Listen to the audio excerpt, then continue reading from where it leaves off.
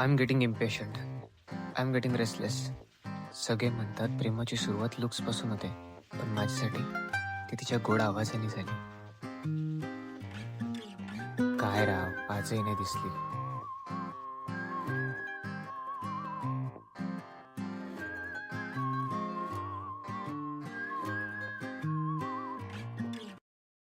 ती आहे काही वाटत आहे. अब्बे तीच आहे. तिथं तिथं जात आहे.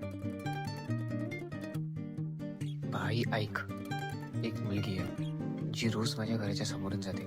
I don't know who is she. पण काय अरे, रोजच झालं आता.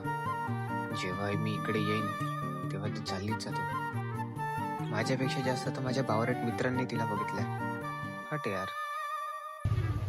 पण ब्रो, तू समज ना, तिचा आवाज खूप गोड आहे, तिचे केस खूप सुंदर आहे. मला तू काही पण कर, तिची आयडी फाइंड करून दे. ती रोज 10:30 ला जाते आणि 5:40 ला परत येते.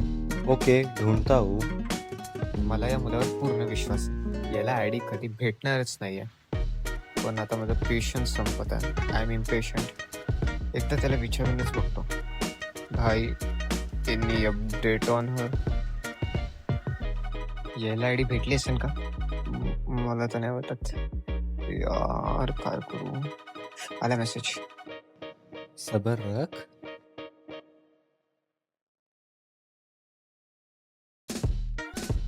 दोन दिवस झाले. आता तर याला नक्कीच आयडी भेटली असेल.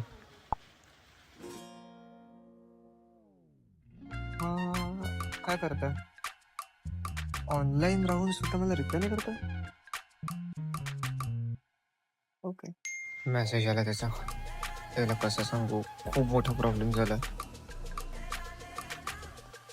आई देख, इस नाम की 2 आईडी मिली है एंड गेस व्हाट, तो नागपुर से है एंड प्रोफाइल भी पब्लिक है. तू बस पहचान कर देख तेरी क्रश कौन सी है. पर भाई, एक प्रॉब्लेम हो गया. क्या क्या कोई और पसंद आ गई क्या? नाही रे माझ्या भावा, तसं काहीच नाही. जल्दी बोल, रील खत्म हो रही है. यार आता काय करू? त्याला सगळं खरं खरं सांगू का? सांगूनच शकतो. खाऊन घेईन शिवायच्या, खाऊन घेईन मारायच्या हातचा. चल सांगून दे.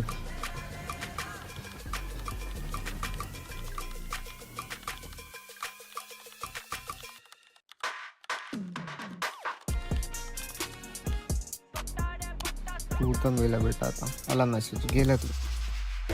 भाई, मैं उसे कैसे पहचानूंगा? मैंने आज तक उसका चेहरा देखा ही नहीं है मेरे भाई. क्या क्या बोला तूने?